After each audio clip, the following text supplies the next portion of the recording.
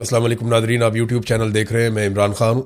नाजरीन, Donald Trump ने 3 दिन पहले और उसके बाद 2 दिन पहले और उससे पहले भी ये बार बार स्टेटमेंट दिया है कि ईरान से वो यूरेनियम ले लेंगे।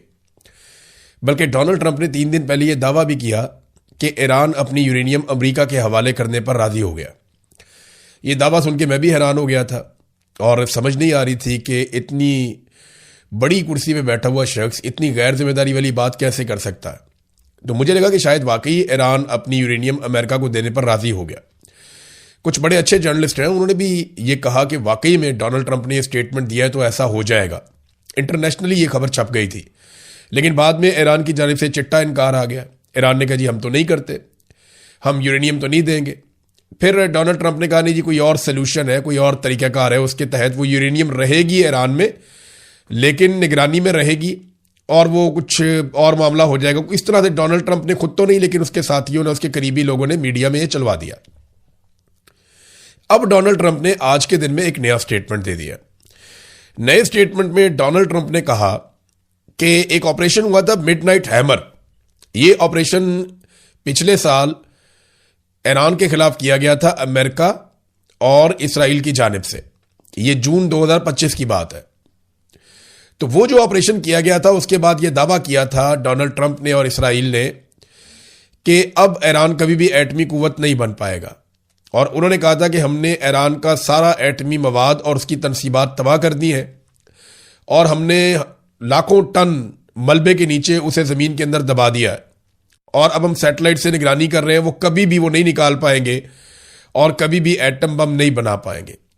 ये दावा किया गया था डोनाल्ड ट्रंप की जानिब से और इसराइल की जानिब से, नेतन्याहू की जानिब से। लेकिन जब दोबारा जंग शुरू की गई तो यह कहा गया नहीं जी, वो ईरान एटम बम बनाने वाला है, अगर हम उसके ऊपर हमला ना करते तो चंद हफ्तों में वो एटमी धमाका कर देता। बल्कि नेतन्याहू ने तो चंद दिनों तक की बात की थी। डोनाल्ड ट्रंप ने भी यह कहा था कि ईरान एटमी तजर्बा करने वाला था, इसलिए हमें हमला करना पड़ा। अब आज डोनाल्ड ट्रंप ने दोबारा अपना स्टेटमेंट बदल दिया। उसने कहा कि गुज़िश्ता साल मैंने जो अटैक किया था मिडनाइट हैमर, उसमें सुरंगों के नीचे यूरेनियम दब गई थी और अब उसे निकालना एक बड़ा तवील और एहतियात का और एक लंबा काम है, बड़ा मुश्किल काम है उस यूरेनियम को निकालना। यानी डोनाल्ड ट्रंप, एक आपने कहानी सुनी होगी, वो लोमड़ी छलांग मारती है अंगूरों के गुच्छे पे, वो उसके हाथ नहीं आते, फिर वो भाग कर आती है, जोर से छलांग मारती है, फिर वो उसके हाथ नहीं आते, फिर वो कोशिश करती है, उसके मुंह में पानी आ रहा होता है कि मैं ये अंगूरों के गुच्छे किसी तरह उतार लूं। लेकिन जब काफी कोशिश के बाद भी लोमड़ी वो गुच्छे नहीं उतार सकती तो आखिर में वो लोमड़ी कहती है कि अंगूर ही खट्टे हैं। अब डोनाल्ड ट्रंप जो है वो इस किस्म की बात कर रहे हैं कि जनाब ये तो यूरेनियम दब गई जमीन के अंदर। तो फिर पहला सवाल डोनाल्ड ट्रंप से ये होगा कि अगर यूरेनियम मौजूद नहीं थी तो आपने इतनी बड़ी जंग शुरू क्यों की? इसी यूरेनियम के लिए तो आप लड़े थे।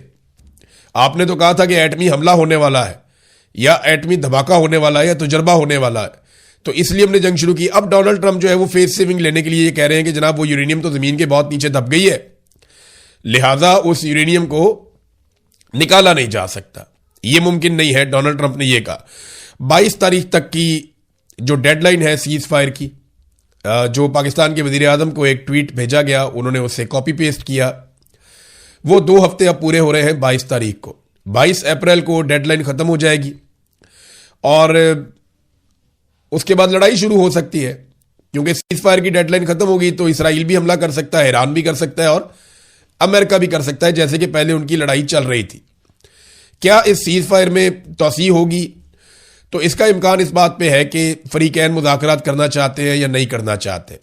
जेडी वेंस जो है वो गुज़िश्ता 2 दिनों से इंतजार कर रहे हैं ग्रीन सिग्नल का, कि तेहरान की जानिब से उन्हें ग्रीन सिग्नल मिले कि हम भी आ रहे हैं मुज़ाकरात करने के लिए, आप भी आ जाए।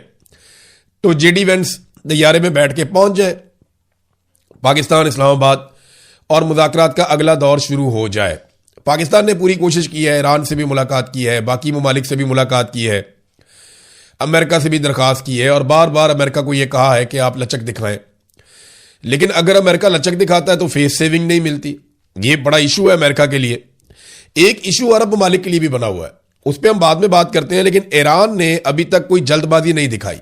आप अगर देखें गुज़िश्ता 5 दिनों के स्टेटमेंट, तो डोनाल्ड ट्रंप का हर रोज स्टेटमेंट आता है कि मुज़ाकरात होने वाले हैं, जंग खत्म होने वाली है, मुज़ाकरात होने वाले हैं, हम बड़ी अच्छी डील करने वाले हैं, हम बुरी डील नहीं करेंगे, ईरानी बड़े अच्छे लोग हैं, ईरानी बहुत बुरे लोग हैं, ईरानियों को हम मारेंगे, हम धमाके करेंगे, नहीं तो मुज़ाकरात कर लें, नहीं तो पूरा मुल्क मैं तबाह कर दूंगा, नहीं तो मुज़ाकरात कर लें, मुज़ाकरात होने वाले हैं, मेरी टीम रेडी है। ये बात डोनाल्ड ट्रंप हर थोड़ी देर के बाद कहते हैं। एक ऐसा घंटा भी गुजरा जिसमें डोनाल्ड ट्रंप ने 47 पोस्टें कर दी अपने ट्रुथ सोशल मीडिया पे। ये तो ऐसा लगता है वर्ल्ड रिकॉर्ड बनाने जा रहा था अमेरिकी सदर। दुनिया के किसी सरबराह मुमलिकत ने इस तरीके से ट्वीट नहीं किए। ये नहायत गैर संजीदा और फ्रस्ट्रेशन वाला मामला था। देखिए, मुज़ाकरात के लिए अमेरिका डेस्परेट है। ईरान ने कभी नहीं कहा कि मुज़ाकरात हम करना चाहते हैं, बल्कि हम सब ये जानते हैं, पूरी दुनिया ये जानती है कि अभी मुज़ाकरात में जो ताख़ीर हो रही है वो ईरान की वजह से हो रही है, अमेरिका की वजह से नहीं हो रही। ईरान तो पाकिस्तान के साथ वाला मुल्क है, वो 1-2 घंटे में आ जाएंगे पाकिस्तान में। असल मसला जो है वो अमेरिका का है। उनका तो बड़ा लंबा सफर है, लेकिन वो आने के लिए तैयार हैं और ईरानी कोई जल्दबाजी नहीं दिखा रहे मुज़ाकरात के लिए या आगे बढ़ने के लिए। एक चीज और है कि ईरान अपने मुतालबात में मुस्तकिल है। यानी पहले दिन ईरान ने जो मुतालबात किए वो आज भी वही मुतालबात हैं कि आप नए हुर्मुज़ को हम नए तरीके से कंट्रोल करेंगे, हमारे ऊपर पाबंदियां खत्म की जाएं, हमारा हक हमें वापस दिया जाए, जो उनके असासे हैं उनको वापस दिए जाए, हमारे नुकसानात का अदाला किया जाए और आइंदा इस बात की एक पक्की गारंटी दी जाए कि दोबारा ईरान के साथ जंग शुरू नहीं की जाएगी। वो जो मुतालबात ईरान के पहले दिन से हैं, लगभग वही मुतालबात अभी भी हैं। दूसरी जानिब अमेरिका के मुतालबात तब्दील होते रहते हैं, क्योंकि उन्हें फेस सेविंग नहीं मिल रही। कभी वो बड़े सख्त मुतालबात करते हैं, कभी उनके मुतालबात बड़े नरम हो जाते हैं, लेकिन जब तनकीद होती है तो दोबारा सख्त मुतालबात पे आ जाते हैं। तो उनके मामलात ऊपर नीचे हो रहे हैं। एक चीज नादरीन आप याद रखिएगा कि पाकिस्तान में होने वाले मुज़ाकरात में 2 अहम फरीकैन हैं, एक अमेरिका और दूसरा ईरान। लेकिन एक बात अपने ज़हन में हम सबको रखनी है कि इसमें कुछ और भी स्टेक होल्डर्स हैं जो बहुत बड़े स्टेक होल्डर्स हैं। एक इसराइल बहुत बड़ा स्टेक होल्डर है और दूसरे अरब ममालिक एक बहुत बड़ा स्टेक होल्डर है। ये हम सब जानते हैं, खुलकर इसके ऊपर बात नहीं होती, खासतौर पे जिस खित्ते में हम रहते हैं वहां तो नहीं होती, कि अरब ममालिक और ईरान के बीच में एक चपकलिश चल रही है और ये कई दहाइयों पर मबनी है। ये एक दूसरे को बिल्कुल पसंद नहीं करते, बल्कि अरब अपने लिए खतरा समझते हैं ईरान को। ये एक शिया सुन्नी डिवाइड भी है जो बहुत पुरानी मौजूद है, हम सब इसे जानते हैं, कोई ढकी छुपी चीज ये नहीं है। अब मामला यह है कि ये जो अरब ममालिक हैं इनका क्या बनेगा। देखिए, अरब ममालिक के 3 बड़े कंसर्न हो सकते हैं इस सारी लड़ाई में। इसराइल के भी इसी किस्म के कंसर्न हो सकते हैं। ईरान अगर एक एटमी कुव्वत बन भी जाता है तो क्या वो किसी अरब मुल्क के ऊपर एटम बम मारेगा? कभी नहीं मारेगा। तो कभी किसी मुसलमान मुल्क पे एटम बम नहीं मार पाएगा। ये बात अरब ममालिक जानते हैं, अच्छे से जानते हैं। ईरान अगर कभी एटमी मुल्क बना तो इससे सबसे बड़ा खतरा इसराइल को रहेगा। यह सबको पता है कि इसराइल ही खतरे में रहेगा अगर ईरान एटमी कुव्वत बन गया। तो जैसे पाकिस्तान एटमी कुव्वत बना तो खतरा इंडिया के लिए था। इसराइल तक तो हमारे मिसाइल अभी नहीं जाते, लेकिन इंडिया के लिए सबसे बड़ा खतरा था और इसराइल को यह लगता था कि पाकिस्तान एटमी कुव्वत बन गया तो इसराइल के लिए भी एक खतरा है। ईरान एटमी कुव्वत बना तो मुसलमान मुल्कों को ऐसा खतरा नहीं होगा। तो उनका मसला क्या है या इसराइल के बाकी प्रॉब्लम्स क्या है? ये 3 ऐसी चीजें हैं जो मुज़ाकरात में डिस्कस नहीं हो रही। यानी वो कंसर्न जो अरब ममालिक के और इसराइल के हैं वो मुज़ाकरात में डिस्कस क्यों नहीं हो रहे? उनमें सबसे पहले ये है कि मिसाइल और ड्रोन प्रोग्राम। यानी अरब ममालिक ईरान को ताकतवर नहीं देखना चाहते, इसराइल भी ईरान को ताकतवर नहीं देखना चाहता। तो इसराइल का जो मिसाइल और ड्रोन प्रोग्राम है जिसके जरिए से उसने अभी तहोबाला कर दिया पूरे रीजन के अंदर अमेरिकी हथियारों को, वो खतरा है इनके लिए, खित्ते में मौजूद ममालिक के लिए। तो उनकी एक जरूरत है कि इसराइल का जो मिसाइल और ड्रोन प्रोग्राम है उसका खात्मा हो जाए। दूसरा, वो ईरान के अंदर एक रजीम तब्दील करना चाहते थे। वो ईरान में एक ऐसी हुकूमत चाहते थे जो खामनाई से आज़ाद हो, या वो जो एक मजहबी हुकूमत ईरान में बनी हुई है जिसको इंतहा पसंद हुकूमत कहते हैं, अरब ममालिक और इसराइल ये चाहते थे वहां पर रजीम तब्दील हो जाए।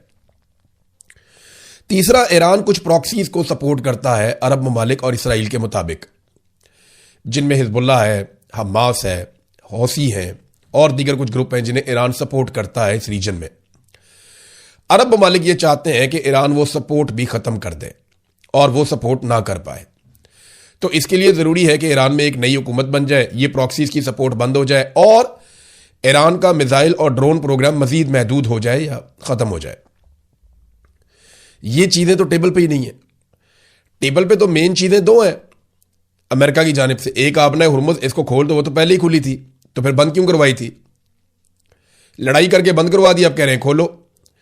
और ईरान ने थोड़े दिन पहले जब खोली तो अमेरिका ने मुहासरा करके दोबारा बंद करवा दी। और दूसरा, यूरेनियम या एटमी कुव्वत बनने का मामला है, उस पर ईरान यकीन दहानियां करवा सकता है। तो अब अरब ममालिक और इसराइल के लिए अगर ये मुज़ाकरात होते हैं और कामयाब हो जाते हैं तो उनके लिए इसमें क्या है, ये एक बड़ा सवाल उनके साथ रहेगा। नेटो से ज्यादा अरब ममालिक ने हमारे साथ ताउन किया, वो बहुत अच्छा लड़े हैं, ये बार बार डोनाल्ड ट्रंप ने कहा। अरब ममालिक बार बार कहते हैं कि हम किसी लड़ाई के अंदर शामिल नहीं थे, हमने ये लड़ाई लड़ी ही नहीं, जबकि अमेरिका बार बार कहता है कि शाबाश देता हूं मैं अरब ममालिक को, वो हमारे साथ बहुत अच्छा लड़े हैं गल्फ ममालिक। और ईरान कहता है, देखो ईरान को वहां से जवाब मिल जाता है ना हमले का। ईरान कहता है देखो डोनाल्ड ट्रंप भी कह रहा है कि अरब ममालिक हमारे खिलाफ लड़ाई में शामिल हुए हैं। अब अरबों का मसला यह है कि आपने हुर्मुज़ खुली रहे और पुराने तरीके से खुली रहे। ईरान जो है उसको एक नई कंडीशन के तहत खोलना चाहता है। अमेरिका कभी कभी उसके ऊपर आमादगी भी जाहिर कर देता है। तो इस लड़ाई का बेनिफिशियरी कोई भी अरब मुल्क नहीं बन पाया। क्या इसराइल इस लड़ाई का बेनिफिशियरी है? नहीं, वो भी नहीं है। उसकी वजह यह है कि यूरोप में जो ममालिक कुछ हद तक इसराइल को सपोर्ट करते थे, वो सपोर्ट भी इसराइल के हाथ से चली गई। और अगर इस लड़ाई का सबसे बड़ा लूजर देखा जाए, जिसको सबसे बड़ा नुकसान हुआ है, वो डोनाल्ड ट्रंप और उसकी रिपब्लिकन गवर्नमेंट है अमेरिका में। उनके खिलाफ लोगों का रद्देअमल इतना ज्यादा हो गया कि आज 63% अमरीकी नए सर्वे के मुताबिक उनके खिलाफ है। ईरान ने बड़ी रिजिलियंस शो की है। ईरान ने अपने कमर्शियल एयरपोर्ट बड़ी कम मुद्दत के अंदर 2 हफ्ते के अंदर दोबारा मुरम्मत करके खोल लिए है। ईरान ने कहा था कि हम अपने एयरपोर्ट, अपनी सड़कें, अपने प्लांट्स हम दोबारा बना लेंगे, लेकिन अमेरिका अपना मुकाम दोबारा बहाल नहीं कर सकेगा। इसकी चौधराहट वापस नहीं आएगी जो हमने इसके साथ कर दिया है, और यही दिखाई दे रहा है। डोनाल्ड ट्रंप ने बताया कि जो कल जहाज पकड़ा था ईरान का, अमेरिकन ने एक जहाज पे कब्जा किया था ना, ये रिपोर्ट भी हुआ। तो डोनाल्ड ट्रंप ने कहा उसके अंदर कुछ ऐसा सामान था जो अच्छा नहीं था, और वो सामान चीन ने तोहफे के तौर पे दिया था। ट्रंप ने ये नहीं बताया कि उसके अंदर क्या था, कोई फ्यूल था, कुछ और चीज थी, कुछ हथियारों में इस्तेमाल होने वाली कोई चीज थी, या इंटेलिजेंस में इस्तेमाल होने वाली कोई चीज थी। ये बताया नहीं अमेरिका ने, डोनाल्ड ट्रंप ने, लेकिन ये इल्जाम लगाया और ये कहा कि मैं ये समझता था कि प्रेसिडेंट शी के साथ हमारे मामला बहुत अच्छे चल रहे हैं और हमारी समझबूझ एक जैसी है। तो मायूसी का इजहार किया डोनाल्ड ट्रंप ने कि उस जहाज में कोई अच्छी चीजें हमें नहीं मिली। एक और ऑयल टैंकर पकड़ लिया एशिया पैसिफिक में अमेरिका ने, ईरान का। अब ये चीजें आहिस्ता आहिस्ता मामूल बन रही हैं। इसके रद्देअमल में ईरान मजीद सख्ती करेगा आपने हुर्मुज़ में, और हो सकता है कि आने वाले दिनों में हौसी बागी बाबे मंदब को बंद कर दें। तो फिर पूरा रीजन जो है वो बैठ के सोचता रहेगा कि अब ये इलाके कुलवाने कैसे हैं। ग्राउंड रियलिटी ये है कि आप जितना मर्जी ताकतवर अटैक करें, आपने हुर्मुज़ को ताकत के बलबूते पर अगर अमेरिका के साथ मजीद ममालिक भी मिलकर आ जाएं तो वो ईरान से नहीं खुलवा सकते। वहां पे वाकयात होते रहेंगे, जहाज हमेशा खतरे में मौजूद रहेंगे। हाँ, ये अलग बात है कि अगर पूरा का पूरा ईरान फतह कर लिया जाए, वहां के सारे लोगों को यरगमाल बना लिया जाए, तो वो मुमकिन नहीं है। ये आज तक इराक में नहीं हो सका, ये आज तक शाम में नहीं हो सका, अफगानिस्तान में नहीं हो सका, तो ईरान में कैसे होगा? ये मुमकिन नहीं है। नाज़रीन, इमरान खान साहब की बहनें आज क्योंकि मंगल का दिन था, एक मरतबा फिर गई इमरान खान साहब को मिलने के लिए अडियाला जेल, और आज वो तकरीबन तनहा थी। बहुत थोड़े से लोग उनके साथ थे, बहुत थोड़े। तो आहिस्ता आहिस्ता इमरान खान की बहनों को, उनकी फैमिली को तनहा कर दिया गया। इमरान खान साहब पहले ही कहते तन्हाई में है, और पाकिस्तान तहरीक इंसाफ के कुछ लोगों ने इमरान खान साहब की बहनों पर तनकीद करते हुए उनको मजीद तन्हाई का शिकार कर दिया। इमरान खान की बहन से जब सवाल पूछा गया कि सुहेल अफरीदी के कारकुन कहते हैं कि लायामल दो, सुहेल अफरीदी कहते हैं कि इख्तियार मेरे पास नहीं है, आप किसकी तरफ देख रही हैं? उन्होंने कहा हम बहनें अपनी तरफ ही देख रही हैं। हम पार्टी से दबाव बढ़ाने का कहते हैं, रिक्वेस्ट करते हैं कि प्रेशर डालें, तो ये गुस्सा कर जाते हैं।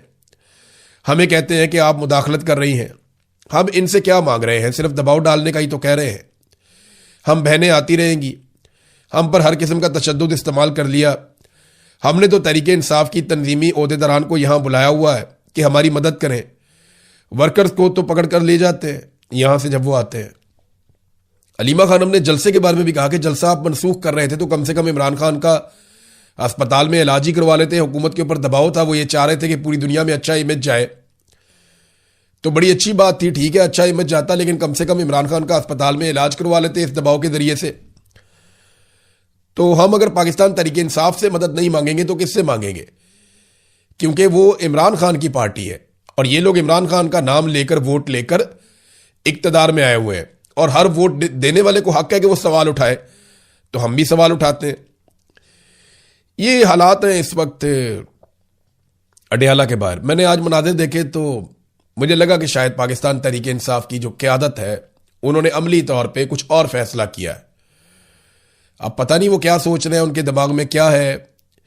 हो सकता है कोई चीज़ उनके पास ऐसी है जिसके बारे में अभी मीडिया को नहीं बताया गया, या कम से कम इमरान खान की बहनों को नहीं पता। दूसरी तरफ मियां नवाज शरीफ को एक मरतबा फिर लॉन्च किया गया है और नवाज शरीफ साहब कौम की खिदमत करने के लिए मैदान में आ गए। मियां साहब ने ज़मीन आसमान के कलाबे मिलाए और ये कहा कि गिलगित बल्तिस्तान में, कश्मीर में हम इलेक्शन जीतेंगे और अपनी कारकर्दगी पे जीतेंगे। कारकर्दगी इनकी पूरी कौम के सामने है। अवाम का हेल्थ कार्ड बंद करके